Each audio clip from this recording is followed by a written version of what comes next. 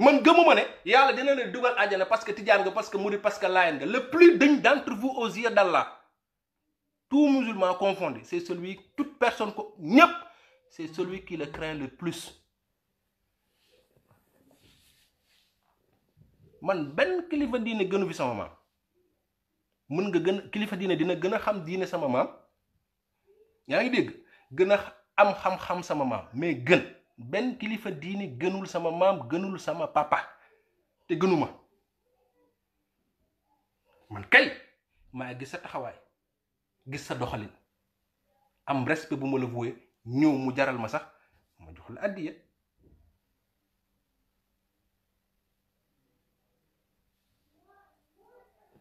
mais man je suis pas dans ça yàlla borom xel yi lay waxal use leen seen moyen yi yenn kilifa diine yi dañuy utiliser seen fanatisme pour di noot Sénégal di leen noot di leen gëmloo yu amul Sénégal mooy dëkk boo xam ñun ñoo on si ñun particularité yu bëri la ñu am barke dem ngeen fi gis benn xale bu jigéen bu génne na Cheikh xaw ma lan ñii naan yonanti lañ ñii naan nangam sangam Sénégal yaa di tout dangay gis Sëriñ Tuubaa xali tarixam benn dox bu jógee fële génnee ci benn secte ne ñun ñii lañ c'est-à-dire Sénégal loolu fa nekk léegi boo demul ak sa xel situation bu mel noonu tu es foutu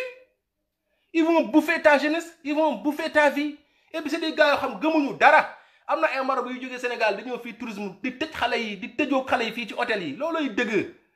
c'est il faut arrêter sa diine c'est quelque chose de personnel yow ak yàlla avant yonenti beeg ñoom Sëriñ Tuubaa ñëpp yow ak yàlla yàlla li mu wax ci alxuraan bi du dañ Sénégalais nee nañ yeewu yàlla la li mu wax dafa leer de moom yàlla yonent bi sallallahu alayhi wa sallam say ñaari waajur bu la neexee nag nga am wasila am sëriñ am oustaz bu lay jàngal c'est pas une obligation c'est pas une obligation c'est pas une obligation de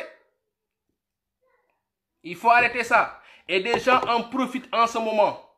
des gens en profitent pour notre Sénégal pour maintenir Sénégalais ci benn fanatisme boo xamante ne nii xam nga dañu tënk quoi depuis le début dañu tënk quoi sa xol day fees sax nga bëgg ko exprimer sax ñu tënk la ci benn affaire parce que dañu créer ay kilifa ñii ay kilifa dëggantaan lañ ñii dañu construire ay kilifa des fois ñaata kilifa ñoo génn ci coronavirus bi di fen ay kilifa diine di fen naan mën naa lii ak mën naa di fen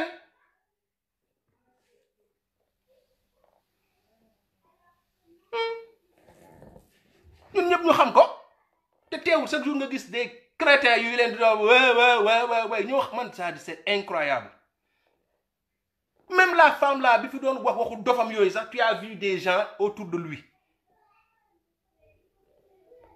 peuple boobu la ñu am su ma xëyoon tey man ma ñëw génnee sama baatu musóoru fii nangam sangam dem jëli sama benn copain marocain am naa fi ay copain arabe ànd ak ñoom sol ko lu weex yéeg ci Sénégal dem ci benn quartier commencé sama làmmiñ bu neex di kii xolal benn ñaar ñetti ñëw ñeenti ñëw ma yëkkati benn 20 000 francs jënd leen ataaya xolal ñii di am c'est-à-dire taf ma créé benn affaire boo xamante c'est-à-dire Sénégal loolu la les gens n'ont pas de repère parce que nag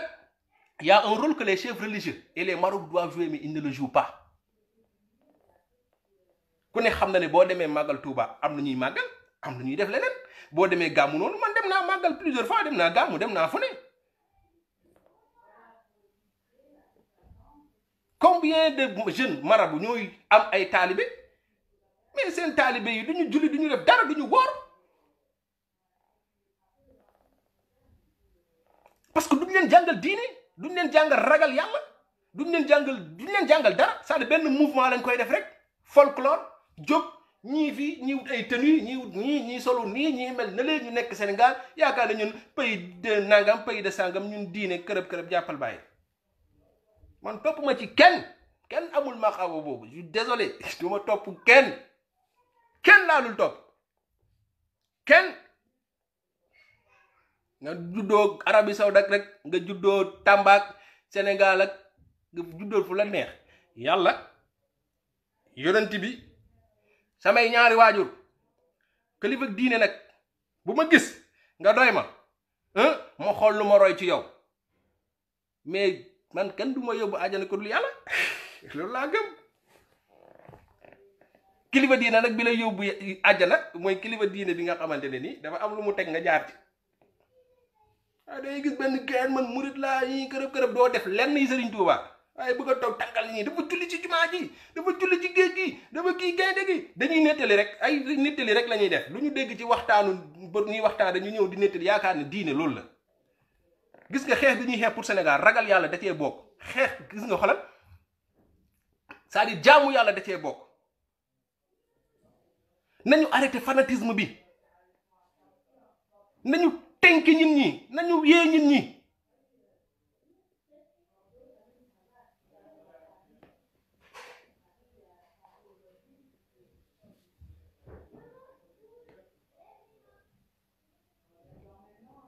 nañu yee nit ñi te kilifa diine yi jàngal nit ñi diine yee nit ñi te ñu bàyyi wàññi folklore bi wàññi fanatisme bi di jël seen bopp aj seen bopp foo xamante ne nii da ngay gis benn taalibe bu teg sëriñam foo xam tegu fa sax yàlla c'est dangereux. man toog naa taalibe benn tarixa taxaw naan diw te kam doon waxal sët la de moo ma gënal sama papa moo ma gënal sama yaay man damaa tiit. après boo ñëwee waxtaan ak moom ba indiwaat ko ma ne ñoo sama maa ji loolu waxin la rek quoi dégg-dégg la laaj fa la ñuy teg affaire bi waxin la quoi dégg-dégg la laaj waxin la dégg-dégg la laaj c'est des conneries wax ju leer laajul dégg-dégg. Une expression qui est claire n'a pas besoin d'être expliquée tu le dis c'est clair yàlla yonent bi say ñaari waajur ku ne nag mën ngaa am kilifa nag mënul ñàkk. parce que ku mel ni man dama soxla ñoo xam ñoo may won yoon bi mais des fois nga yëg benn affaire bu naturel voilà man Serigne Saliou c'est un truc bu naturel je l'aime point barre je l'aime. Maam Abdou Aziz man ku ma xam jege ma xam ne Maam Abdou man c'est quelque man que defuma ko yàlla moo ko def dama ko bëgg te yàlla tax Serigne Touba dama ko bëgg dama ko fan man du ma leen topp nii naa Serigne Touba Maam Bamba di mbëkk ay miir du ma fi mbëkk benn miir dama koo fan man dama xam ne guerrier la Baay Ñas guerrier la ñoom dañoo raak guerrier am li ñu am xeex ko bokkul ak ces jeunes là yi fi toog di tànkal ñi di solal nit ñi doxaan gu metteeg sàcc alalu Sénégal ak def lu bon lañ fi nekkee ñu bëgg ne kan du ko wax gëmuñu tous duñu dara c'est ou pas nag c'est ou pas voilà. xam nga ñoom Alaaji Maal ay guerrier lañ de ñoom fi tubaab bi nekkee di dof lu nan la ñu def ba créer ba construire seen zawiya yi c'était des planificateurs am fit ay guerrier lañu. da nga leen di fan bëgg a mel ni ñoom man damaa bëgg roy leen di def li ñuy def sinon soxla mu toog fi naan ay barke il faut arrêter avec ça quoi. Et puis que nous qu'on sorte de ça quoi on n'est pas dans ça on est dans un état ku bëgg a julli dem Touba ziar def li ngay def mais bul fàtte ne t'es un citoyen. Chaque 5 ans il y a des élections il y a des gens à qui on a donné des milliards pour que ñu gérer dëkk bi des gens yoo xam boo demee jënd boo paasee di dem Touba da ngay dem Touba woon boo paasee am na lu ñu jël ci li nga paas ci xaalis bi boo jëndee essence taal sa oto am na lu ñu ci jël ñu jox leen ko.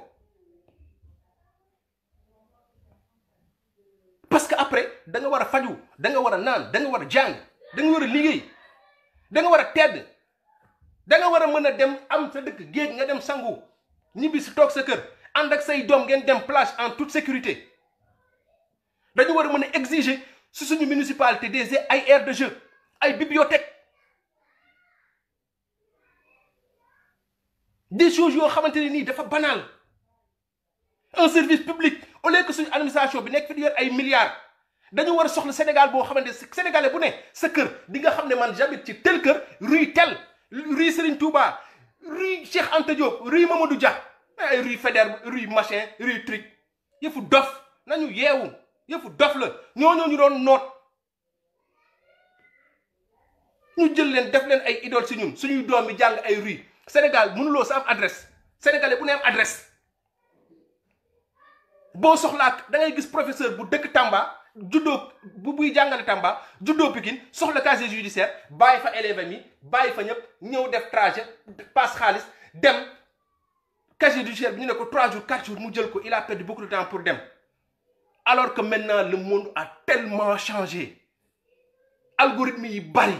Sénégal boo fa demee y a des jeunes yoo xam dans un état sérieux administration bi ñu informatiser ko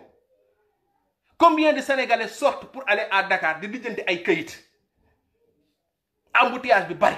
nga paas ñàkk xaalis professeur bi bàyyi élève am pour wuti nangam sangam alors que boo centraliser woon lépp informatiser lépp professeur bi ci téléphone am mun na toog ci classe am di jàngale jël benn 1 minute wala pause dugg ci internet am def demande acte de naissance mais day fekk état bi lijjanti na ba sénégalais bu ne am adresse sénégalais bu ñu xam fi nga dëkk yow tu s'appelle Pathé yaa ngi dëkk Thiaroye rue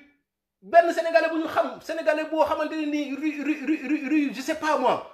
rue Boursine Coumando Fen Diouf maison numéro tel nga def sa demande gars yi lijjantil la ko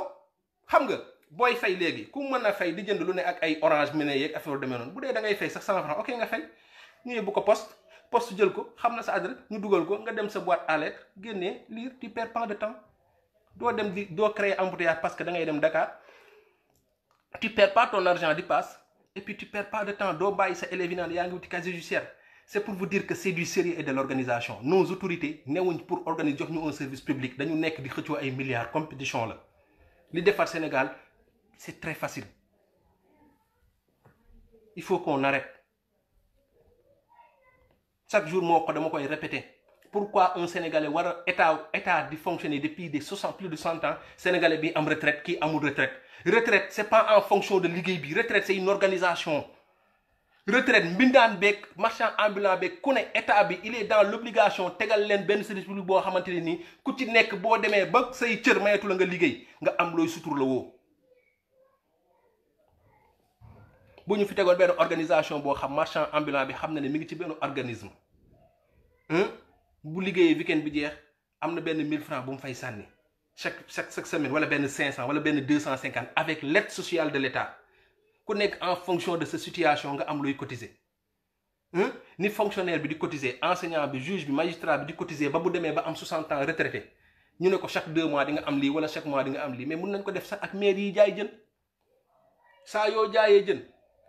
li nga am c'est-à-dire ñu ne la cotiser 100 francs cotiser 50 francs cotiser 1000 francs par semaine 500 francs par semaine boo feebaree ñu defal la carte boo xamante ni nii boo feebaree ci li ngay cotiser état am lu mu ci jël ñu teg ay organisme ak ay fondation yoo xamante ne nii mën nañ leen jàppale li ñuy waxee soins de santé primaire boo defee boo ñëwatee ci hôpital du ñu la laaj dara c'est-à-dire lépp ngay joxe ñu informatiser ko c'est-à-dire c'est pour que suñu administration liggéeyul ñoom la xam ne ñu nekkee joxe suuf jël milliard sàcc milliard kërëb jàppal bàyyi parce que Sénégal nit mënu fa am milliard te administration yëgu ko loolu defaluñ ñu ko bu ko defee ñooñu bu ñu demee ba màgget am retraite même bu dee 5000 francs la ñuy am wala 10 000 francs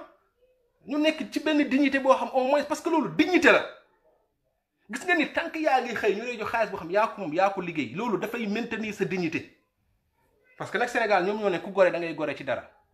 voilà maa ngi di siyaat leen jaajëfal gars yi il faut ma dagg ko dama am gan mais voilà loolu laa bëggoon partager ak yéen pour dire qu'il y a rien de compliqué bés bu ñu jour bi ñuy décider nekk sérieux bàyyi fanatisme bi bàyyi dof-dofli bi bàyyi di nax yàlla di naxante suñu biir di nax suñu kilifa diine yi